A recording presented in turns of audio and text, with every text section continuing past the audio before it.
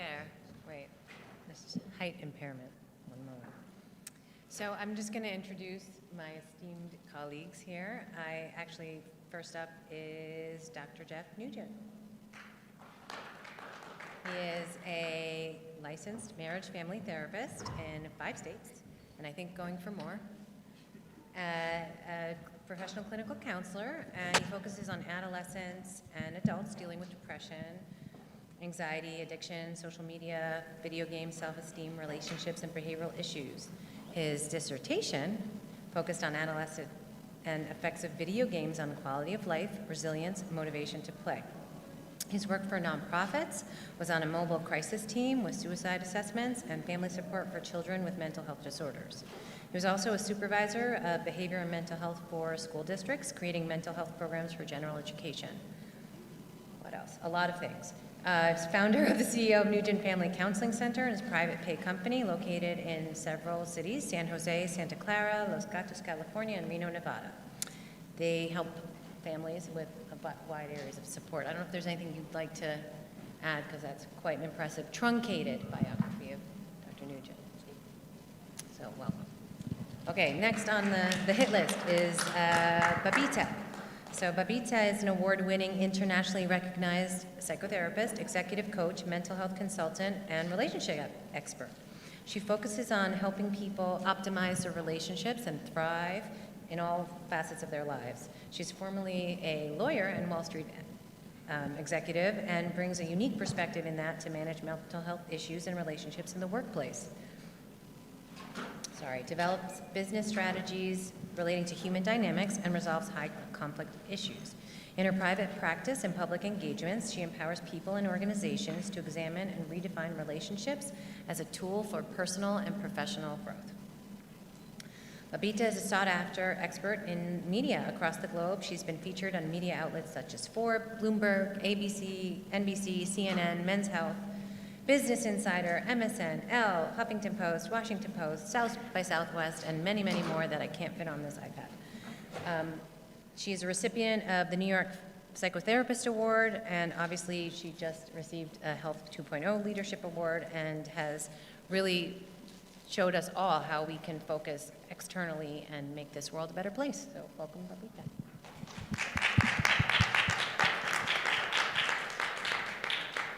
Next, we have Carrie Carkey, our resident expert on all things marketing. She is the founder and president of White Box Marketing. It's a full-service marketing and advertising agency in servicing businesses of all sizes.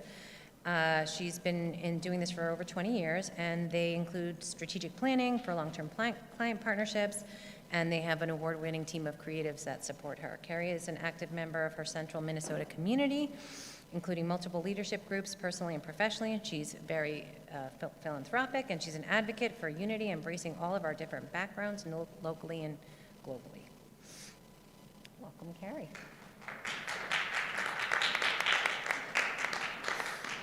Okay.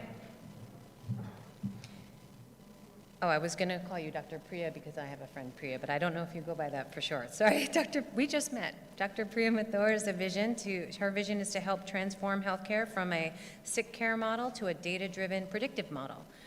She uses the science of AI and machine learning and has a precision medicine quality healthcare system that's affordable and accessible to everyone, imagine. Regardless of insurance or socioeconomic status, that's a big part of your mission, to help bring care and reduce those barriers.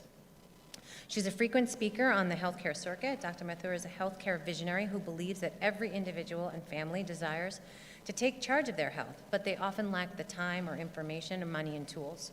So she's created an innovative health app that helps individuals and entire families take control of their health by making prescriptions affordable, for one, making treatment manageable, and having personal and family health data accessible. Imagine your own data to have it at your hands and to be shareable on demand in one easy, useful app. So welcome to.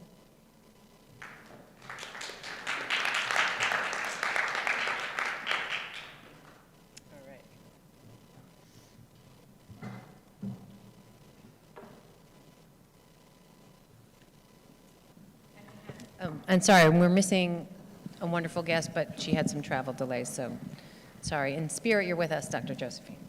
So our first question I'm going to ask and direct it to Babita first, if that's okay, is around the pandemic and how the pandemic has, everyone I'm sure is very aware how it's exacerbated mental health problems. That's not going to be a shocker for this audience, but we'd like to focus on how that's really exploded in social and what you're seeing that is being done about it that's working well. Great question.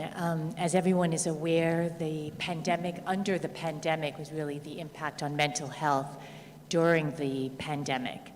And I would say that social media played such an integral part, first in a positive way, on people feeling very connected to individuals where you couldn't see anybody, there were lockdowns, there was quarantining, and also feeling connected out in the world to what I would call the collective trauma that was taking place. However, on the other side of it, in that sort of space of trying to continue to stay in the know and be connected to individuals, what started to happen is a term that's now called doom scrolling. And doom scrolling is where individuals are now relying on social media, where they're taking in a lot of negative news and a lot of, adverse impact. How many people have now, the death toll around COVID, et cetera, as well as other negative things that were happening.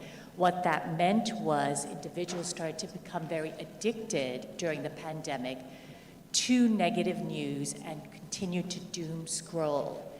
That then, statistics show, elevated the amount of anxiety and depression, even loneliness, because they were just sitting there in that space of continuing to absorb a lot of negative information that now connected to them psychologically, and it became very difficult for them to get out of it. So even though we have a lot of different positive things around the space of social media and community, we also had the pandemic under the pandemic, which was that addiction, depression, and anxiety that happened during the pandemic.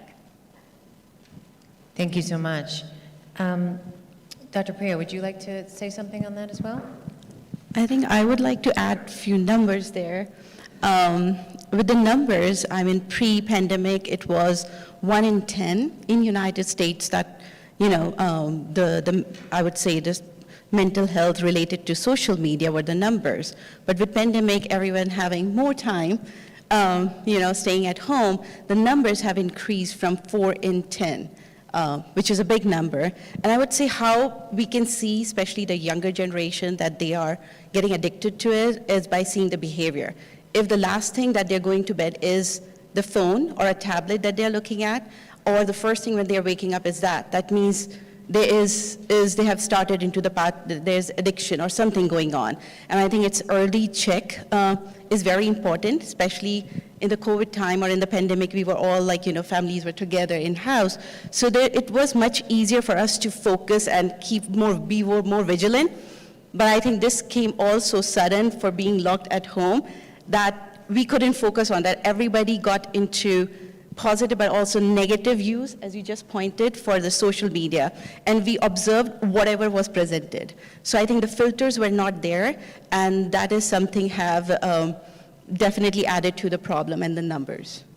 Yes, thank you, absolutely. And I'll add one comment too from the Gen Z focus, because that's where I'm currently focused right now, in terms of most of us get some pleasure in some way if we are fortunate enough to have a roof over our head and food on the table and access to health care, that some of the pandemic was a nice break from the hustle bustle of the world. For a lot of young people, school for them was a big part of their mental health, their buoyancy, their ability to feel praised and feel included and things like that. And when that was taken away, for a lot of kids, they retreated much more inward, and they didn't have the tools.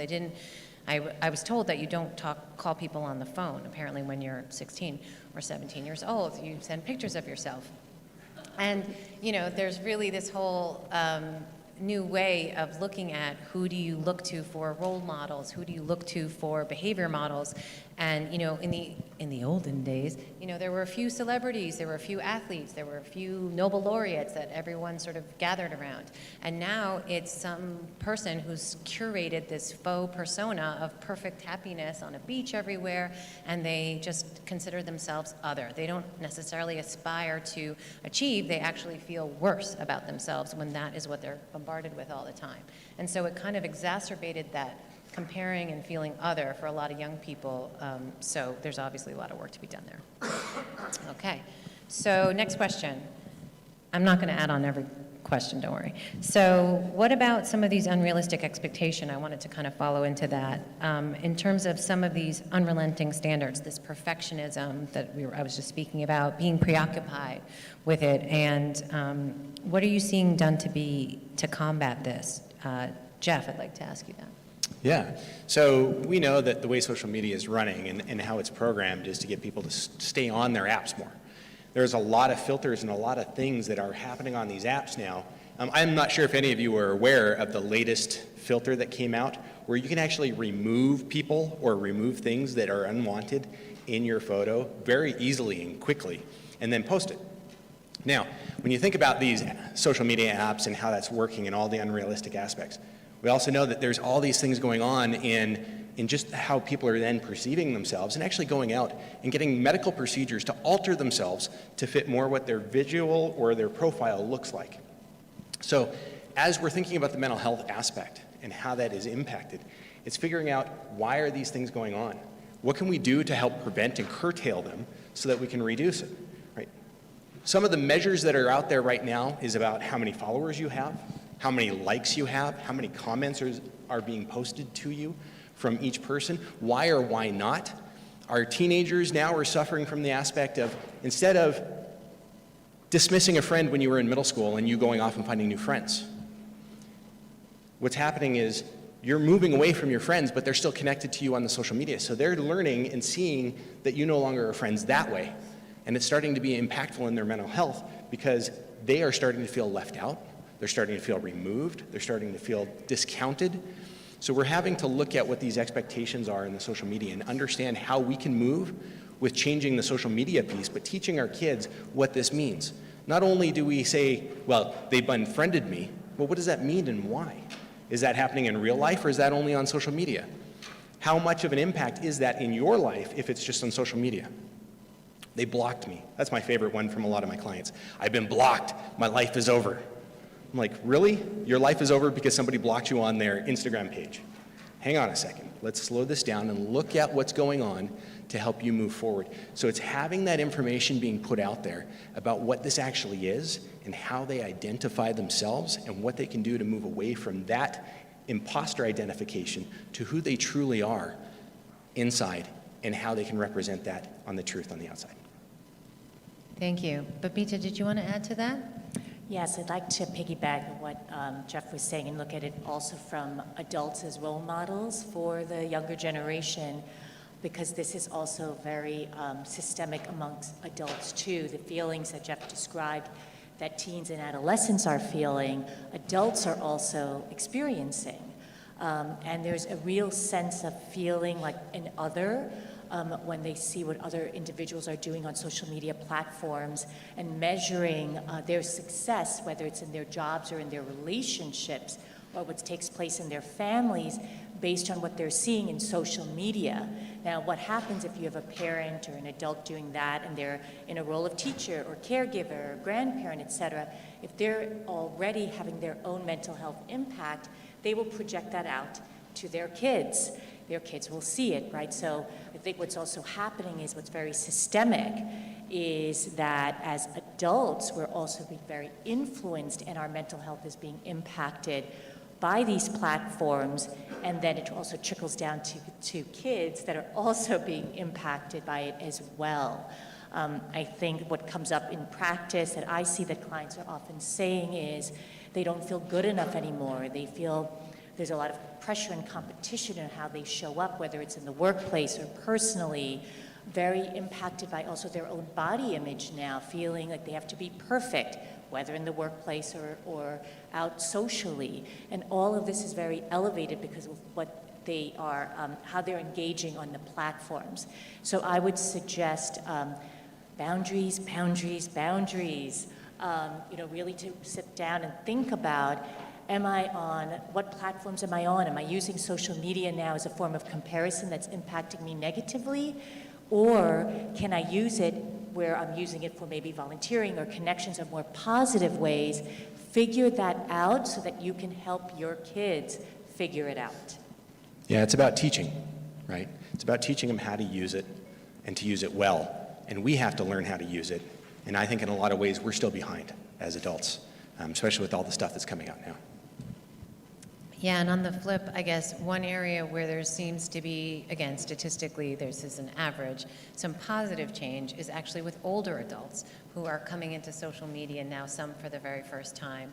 And like was said earlier, it depends on, of course, the access point, if you will. Some of the more passive, press a button and watch it systems seem to be working. And again, I don't mean that in a condescending way, I just mean for access because they might not be familiar with the tech.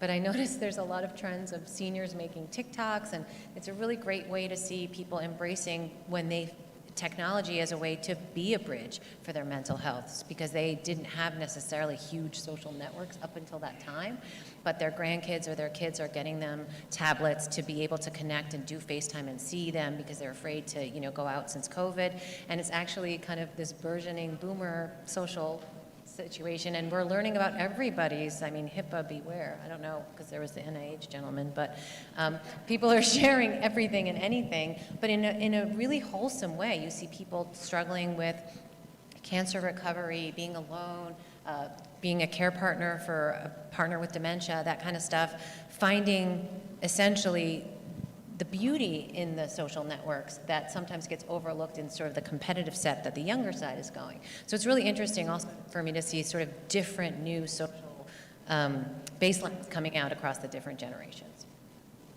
Did anyone have anything to add, or can I go to the... I think if I can add Sure. to this, I also feel like it's like the information has to be given when the information to be provided. And I think, as you just pointed about the elder generation coming into it, and actually for them, this is more the platform to reach and to open and what they didn't have when they were growing up. It provides a new platform, and I would say a little more joy when your young kids are, your grandkids are not around. So giving the information at the right time, to say providing this social media platform at the right age is quite important, because you know what to filter and what not. You don't believe everything and everything you see. As adults, we still filter. We still get fascinated at some times, but we still know what to filter. But these teenagers and young kids are still not experienced well enough in their life to know what is true and not. So I think social media is as a platform is not negative like that, but it's like who and when you're using it. No, that's a great point. And that's what I meant too, I guess, as the follow-on final topic there, is that the difference is that the young people are tech natives and they were born into tech, right? And so they are evolving their sense of self, their identity, and who they are with the tech. And the seniors and the older folks who are coming into it later, they're pretty fixed generally, right? They're established. So they have their heroes, their idols, their sense of self. And so they use it for, at a lighter level. And that's almost like the purest form, right? So when you think about children being the pure entity, we've actually seen the reverse. And so we were wondering if there are ways to take that joyful experience of a positive connection with a stranger or a positive connection with someone that you know and help for betterment and bring everyone up. So we can probably take a page from their habits. Okay, so can we shift a bit about some of the specific health treatments, mental health treatments that have been popularized through social media, and what you are seeing be done about sort of balancing that pop culture mental health? I think of a lot of the TikToks, or Reels, whatever you want to call them, videos on social around, if you're feeling this, like feeling depressed, do this. Here are 3 steps. And sort of like everyone essentially is a guru right now. There is, life coach, mental health coach, wellness coach, that kind of thing. And also just, Joe, Jane, whoever on the street offering essentially clinical advice. And some of them become quite popular. Jeff? Yeah, so that's a great topic. We see a lot of armchair therapists nowadays, right? Everyone's offering advice. Sometimes the advice is good, sometimes the advice is coming from therapists and they're just rephrasing what the therapist has said. The aspect of the positives, and I'll get back to that in just a second, doesn't outweigh the negatives. At the same time, the negatives are simply that as people are sharing, we start to stigmatize mental health disorders. It starts to become this concept of it's a one-size-fits-all. If you have depression, you have to fit these standards or this criteria, and if you're not showing those, then you don't have depression, right? So Goffman characterized the term stigma back in 1963 that represented the less than perspective or less than human type kind of mentality. We're seeing that happen all over there, constantly still, where people are sharing terms online, saying so-and-so is this, so-and-so is that, and the comments, if you just read any comments on a lot of these TikToks, you can see some of these negatives unfold and how it creates this stigma, this stereotype. And it can also reduce some of the severity of mental illness. When we think about, for example, OCD, the latest term I've heard when somebody says, oh, I'm so OCD, is it's all about cleanliness. And we know OCD is a much bigger, much broader, much more in-depth concept than that. So those are some of the negatives when we think about the popularization of therapy. Now, great positives, it's really taken this back door or this back room approach of therapy and brought it to a light to say, hey, there's something to talk about. The Gen Z generation, as they're going about now, mental health is something to be talked about. It's something to be looked at and understood. I was in a high school recently, and one of the kids there was saying, I think everyone should have a therapist. They're amazing. I'm like, I agree with you. Like, let's move forward with this. But so we have to look at and understand, how do we then change that culture, this pop culture of what's stigmatizing things? How do we let them know that it's not a one-size-fits-all? Part of it is by us, by what we're doing here, by how we're approaching social media, by how we're getting on social media and sharing a generalized concept, but also letting them know that there are individual aspects that have to be met and understood, and how to help them move forward. That the treatment is not super easy all the time, that it's not a quick fix, but that it can take time, effort, and energy, but that they can do it. And I think that's the other big part about what's gone on, is that it is possible, and things can move forward for them, and they can find help. Thank you. Carrie, I wanted to turn it to you. You're not safe. From your perspective in the marketing communication side, I'd be curious to see how some of your clients are thinking about this kind of thing in terms of their communication strategies. Yeah, I'm kind of bringing a different perspective here today, but as a marketer and a communications person that deals with a lot of clinics, hospitals, from that perspective, indeed what we have seen, and part of this as a contributor to social media, right? But we're doing it in a different way. So some things that I have really seen has changed, especially in healthcare, is we're using social media, right? I mean, we have before, but what we know, especially since COVID, is we're taking data and we're taking content much more in a digital sense. So younger demographics, middle demographics, us older people, right? We're taking content, we're getting information much more digitally. So healthcare, right, in the client sector, we've really seen a lot of pivot changing, hence when COVID changed, we had to have a communications plan real fast, right? Telehealth happened. What are we gonna do? How are we gonna communicate this? How do we not only with our staff internally, but also with our patient network, right? And then our referring physicians and things like that. So definitely from our perspective, I would say, on the communication side, I think as a marketer and somebody who does content for healthcare, we have switched it to more value-driven, much more for the patient. So if we think back to healthcare ads, 20 years ago, right? I actually just spoke at a conference on this last week. I put up some old ads, like honestly, we had healthcare facilities saying, with smoking cigarettes showing in an ad. We've come way far, right, from what we used to say on that old ad advertising in healthcare into what we are today. But it's much more changed to value-driven for the patient. So instead of just saying, here's the clinic that we offer mental health practices, we're an orthopedic practice or whatever sector of healthcare that we're in, it's really changing that value of content. And I think we're all very much responsible for that, of making sure the content that we're releasing and the communications that we have is indeed helping our patients, is leading them in the right sector that we're talking about and the impacts of this. And also that we're customizing our content that we have for each of these demographics, yes, in social media, yes, the TikToks. We didn't do that 5 years ago, right? We do that now. So, and making sure that the content that we're releasing is very much customized to the people that, to our audience with HIPAA compliant, but also much more value driven. There's definitely been a pivot of change in that, so.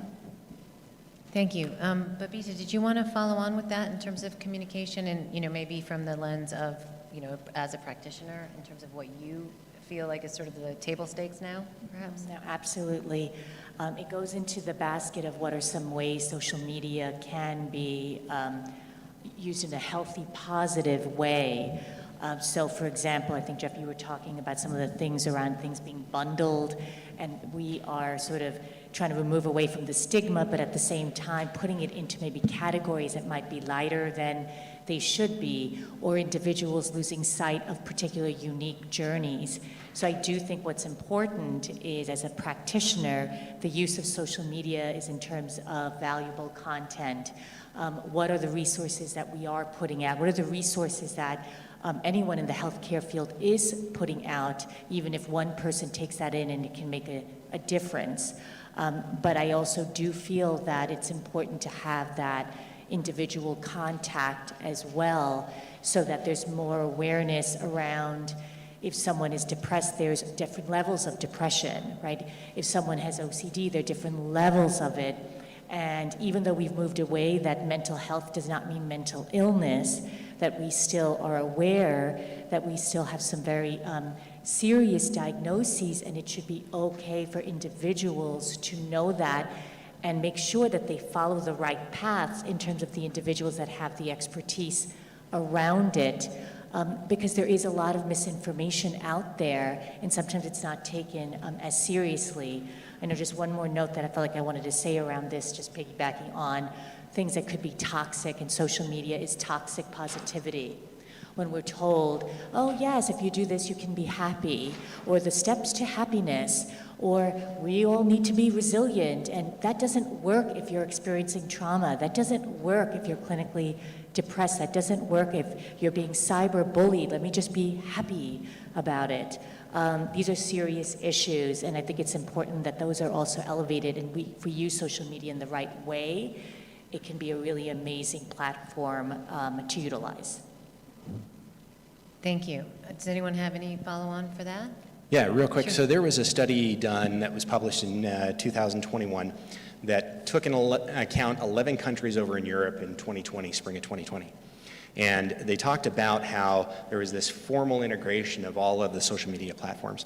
And misinformation was the #1 area of concern, as rated by all these individuals that participated across those 11 countries. And it continues to be the case that misinformation is still very, very prevalent. And it's how do we get that content out to support people in understanding what the misinformation is versus the reality, right? Just because they have followers does not mean they understand what's going on, right? So it's figuring out how to structure it and really move forward in a positive way. Social media can be an amazing thing. It really can. It can really help people connect, families connect across countries, across the globe in a lot of different ways. Friends stay connected, right? But it can also be misused if not understood correctly. And it's how do we help them understand that to move forward? Yeah, that's a great point. I think the credibility and the trust, which, are huge, giant words, I know, in umbrella terms, but that's another sort of layer of filter that can be difficult to discern. And there's sort of competing priorities.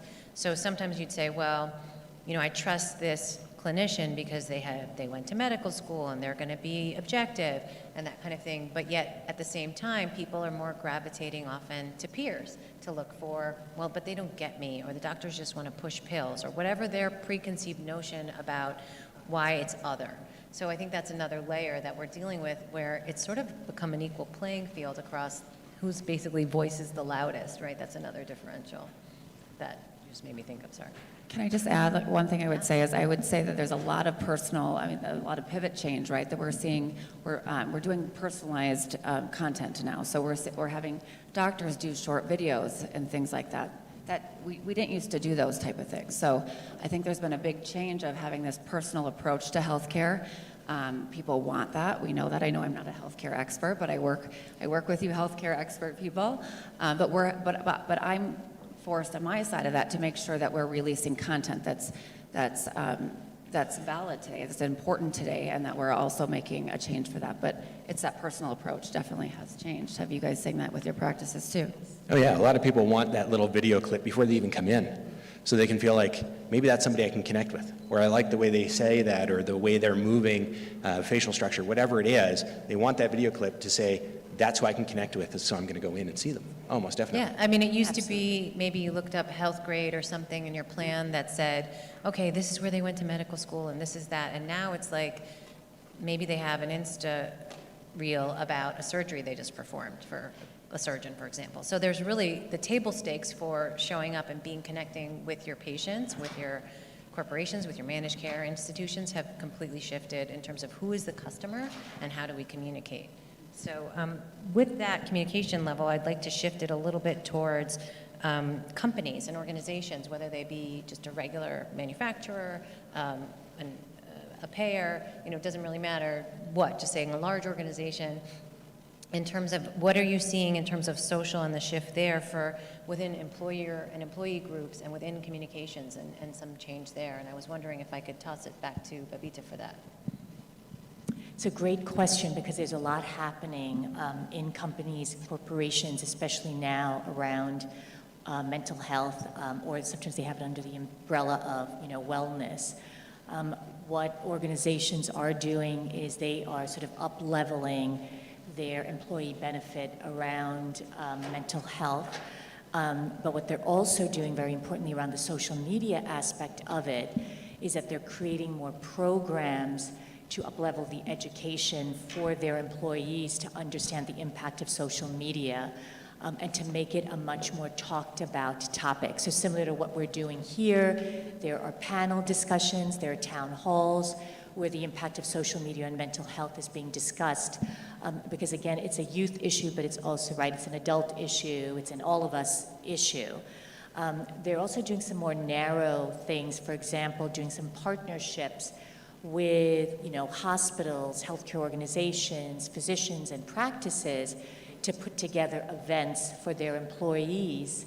And HR folks are doing that, to make sure that there is spaces where individuals can either log in virtually and hear people talk about the topic of social media's impact on mental health and provide tips and tools, or to, now attending more so in person. So I would say those are just some of the things that are going on in terms of organizations. I think the other one that's important is the C-suite or leaders of the various departments in larger corporations, multinational corporations. What they're doing is they're doing more individual newsletters and communications to their employees, and they're bringing in different topics, and one of them is, for example, social media, and really putting that out there in a very candid way and addressing mental health issues in their newsletters, but also putting in aspects around social media. Thank you. Dr. Priya, did you want to add to that a little something? Yeah. I'll just add, in a smaller organizations where you generally don't have, too many levels, I think they are still working, like in our organization, which is smaller, we're still working in a way, especially in the pandemic, taking the reference with the mental well-being. So I think the small groups, panels like that, or small group talks. I think in this HR department plays quite a good role in one way, because they are quite approachable, it feels like, to the employees as compared to going to a higher level, and they are better open up, talk. But at the same time, as you pointed, in the larger organizations, having the C-suite level people get involved, or executives getting involved in it, is quite important, because I think it's taken as a reference in an organization that if they are open to talk about it, it's okay to talk about it. So I think it always comes from the top bottom, kind of. So those approaches, even in the smaller organizations, I think have started considering how the social media can be taken for advantage and disadvantage for the corporate level also. That's great. Jeff, did you want to say something? Yeah, I was going to mention one of the things we're also seeing with the reorganization of a lot of these companies, the traditional mental health aspect as a practitioner was always you'd get 3 visits under an EAP, right? You could go in employee assistance program, talk to somebody or call and have a phone conversation. We're seeing a lot of larger companies and smaller companies even come out to practices such as myself, and we're creating specific EAP programs for those companies where we're integrating, now you're going to get more mental health support. You're going to get a lot more options to come in and actually have either in-person or telehealth visits. We're going to integrate our psychiatrists into that approach. We're going to bring in, if we need to, our medical doctor that we have on staff to figure out what else is going on the physical side. So as we're moving in this role, we're seeing the mental health field change, even though the larger companies, such as ones that won't be named, are still impacting their perspective. Companies are actually desiring to spend more funds to support their employees because they see that there's a positive impact on the employees and a reduction of negative employee aspects across the board, which then impacts the family, it impacts the whole community. Absolutely, and I'm sure most of you have seen this from LinkedIn. It's not a shock, but following on from all that, if you look at the way the C-suite folks, who quite frankly didn't always show up, if you will, unless they maybe had, they were at the level and they had a publicist or a whole team behind them, but you're getting sort of the human side of executives showing up on LinkedIn talking about their commitment to their employee wellness and betterment as their post, instead of essentially more accomplishment and award signaling as the post. So I think that's another way that we're seeing, social platforms. We were talking a lot about Instagram and TikTok, but also LinkedIn and professional networks and forums and social, because social can be any of those things, and how we are sort of breaking down some barriers in a positive way. So I want to transition to asking each of you about a positive example of positive change in terms of social and mental health since the pandemic that you've seen sort of a burgeoning area of positive change. Just turn it to you because you're next to me. I think talking about positive for me, social media is like, it's a TV where you don't have to pay for the commercials. So, Well, you pay with your data, but we'll talk about that later. Yeah, with the data part, you do lose a little bit there, but it's like you can talk to a larger audience and be more real. I feel like for a commercial or a corporate point of view, and even from an individual point of view, you can still put your point of view. You can still talk about some topic without, you need to have some boundaries talking about it, but still, you can be you talking about it. So social media platform positive for me is like, yes, it gives you a platform. You can reach more people, more audiences. I would say that definitely, I think there's a lot of positive things when done right. I think it's education, right? There's a way that we can get, from an educational standpoint, that we can get data much quicker and faster than without that, if we didn't use that. So definitely, I think, like I said, the personalization I've seen from the business sector of that, from healthcare, is doing very good things by being able to get out resources and educational tips and things like that to patients and for patient healthcare when used right? So I think there is indeed positive things that can be of value for that, and it's cost effective for our clinics and things like that to be able to reach a bunch of saturated amount of people and be able to give educational value.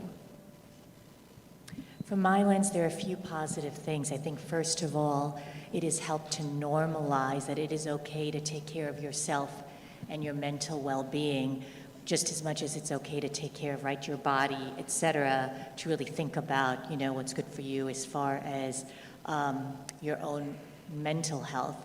It also has helped individuals in a really positive way who were afraid to speak up. And then it helped normalize it.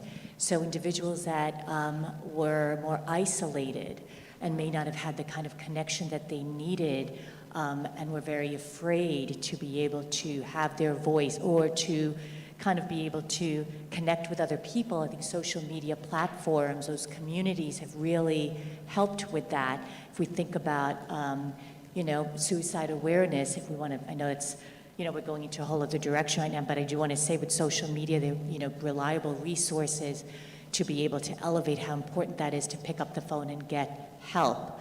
And what a huge outreach worldwide to be able to do that on these platforms was really important.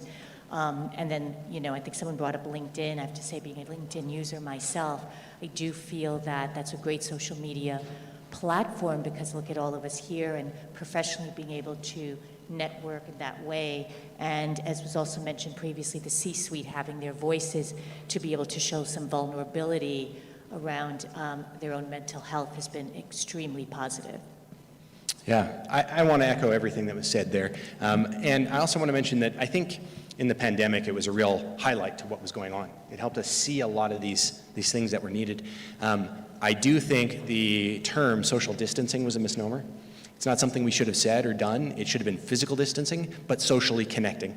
And I think through social media, it allowed for a lot of the people who were isolated, a lot of people who were marginalized, a lot of people who were left to be by themselves, to still have a connection. There was a lot of Zoom parties that I heard about, a lot of these types of connections that really never happened prior to it. So social media is a great thing when done well or when done properly. It's more about the educational aspect of how do we go about this? When is the right time to share information? What information should be shared, right? I don't think a 10-year-old should be sharing his home address, but we see that. So it's helping not only the younger generation, but also our generation understand how to move forward with the social media. It's here to stay. It's not going away. In fact, we're going to see a lot more social media type platforms coming out that are going to be more dominant than some of the ones that are currently here, because it's the generational piece that starts to pick up. And it's what do we do with that, and how do we help our kids, our families, our friends move forward. Thank you so much. So I guess we're at the time where I'm hoping you guys are awake and have, it's not lunchtime yet, and somebody can help us out. And if anyone has a question, it would be a great time to come up. Thank you.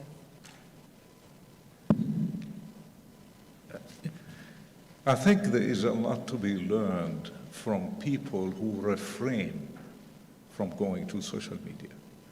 And many of these are extremely accomplished people and have in real life, and if we call it this way, a lot of influence and impact.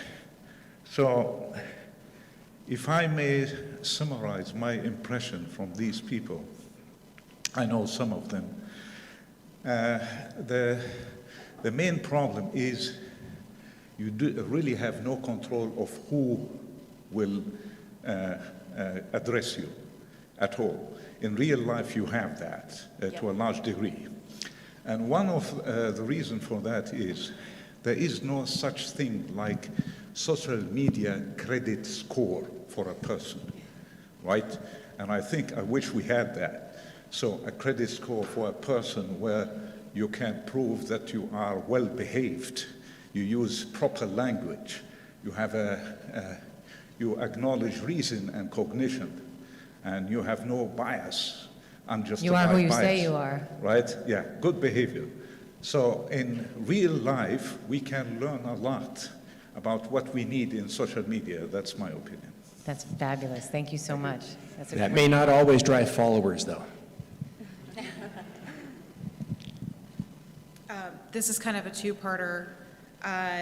For patients that are turning to social media and finding themselves self-diagnosing, what are your thoughts? And also, how do you think we can bridge that gap between people self-diagnosing and getting in to see medical professionals to either validate or contradict that diagnosis? That is a fabulous question. We were actually talking about this in the hallway, so we may be, that was a softball, thank you. Do you want to answer that?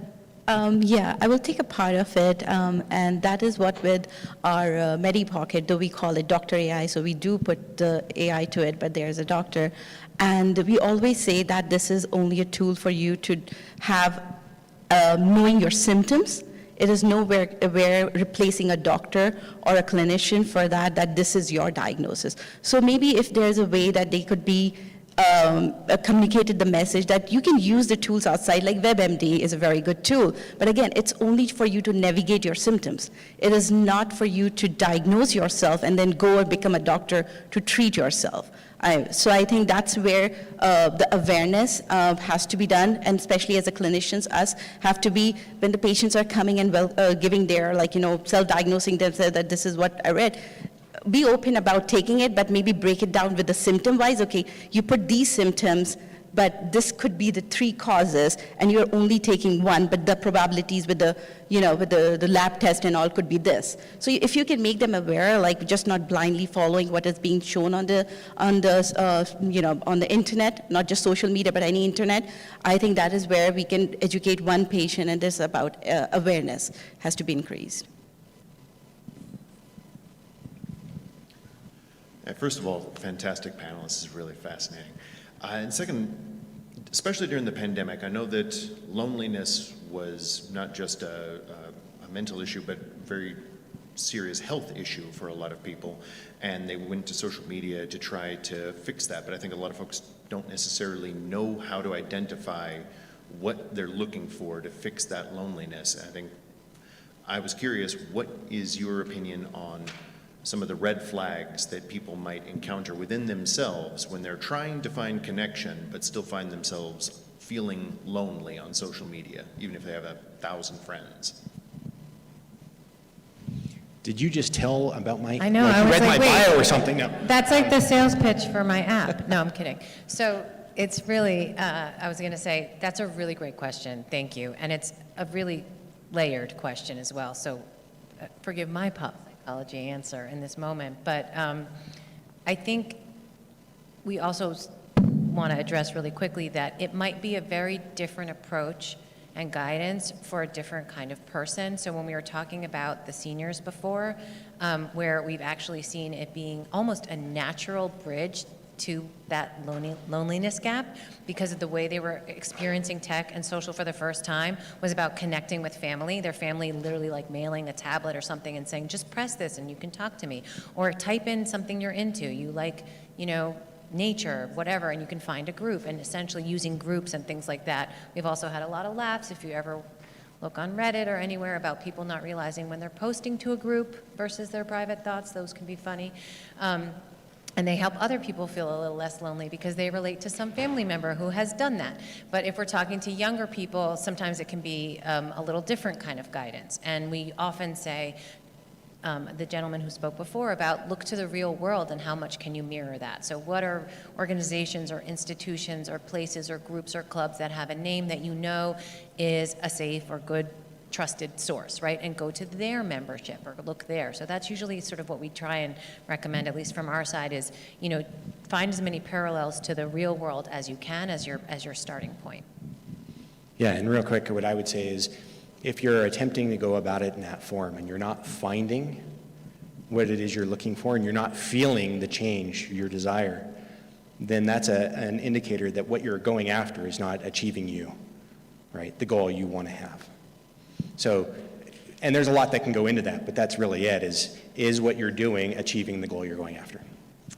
So we have time for, I think, one last question. Thank you. Hello, this was great. My business partner and I help run a rural clinic in Louisiana. It's a cardiothoracic clinic. We have a largely geriatric population, and we are introducing the clinic and our patients to social media.